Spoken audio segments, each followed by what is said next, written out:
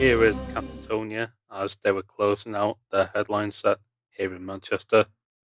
Now, I had seen them 2 years prior at the other side of the city when they played Damnation 2023, and I remember that night they really struggled, to be honest. They had a lot of technical issues, and it was a much shorter showcase, a much shorter set, and it didn't really show what Katatonia really could do in my eyes, and I felt they were capable of so much more.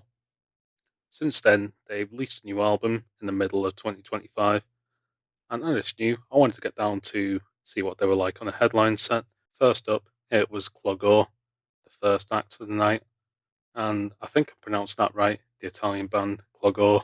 I'll just go with that anyway.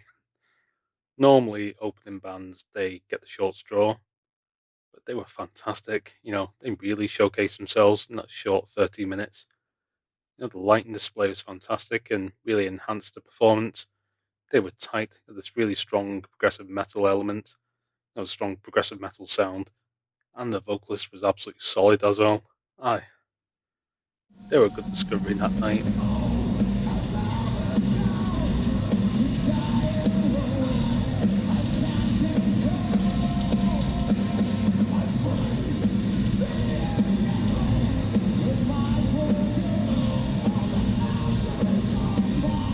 Next up was Swedish progressive metalers Evergrey, a band who I'd seen the name floating around quite a lot, but I never really listened to them until a few weeks prior to the show, and I was binging songs like Where August Mourns and Falling from the Skies. Yeah, really fantastic. And yes, they did play them that night, and it was amazing.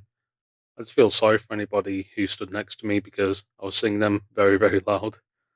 But yeah, they were ridiculously tight. They had this really cool progressive metal sound, this post metal, has these post metal atmospherics.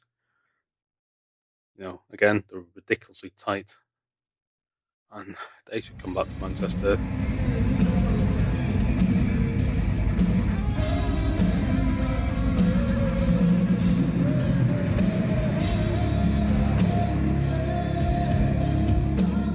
Finally, it was Katatonia as they stepped up to headline. Now, this was a 90-minute set, but it didn't feel like 90 minutes. It was, so enjoyable to listen to it all. Yeah, I mentioned at the start of the video how I thought they struggled at Damnation 23, but tonight they they were on a much better level. They were so much better. Mainly because they got a good sound check. They got their own sound check. Yeah, they sounded so ridiculously tight at times. When the guitars, bass, drums, everything locking in.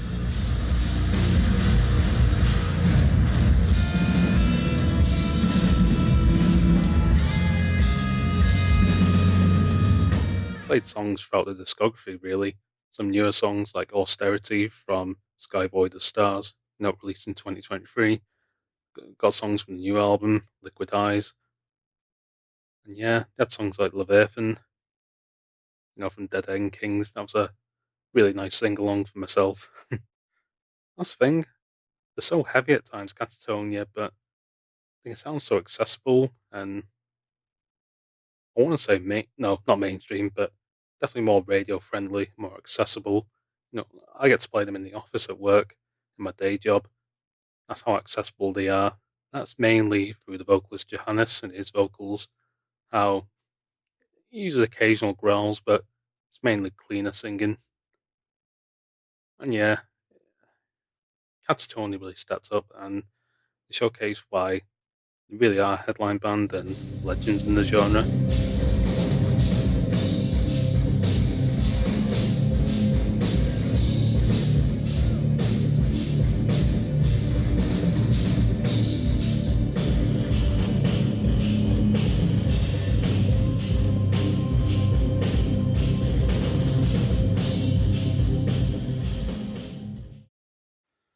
Next up, it was Next up, it was Swedish progressive rock.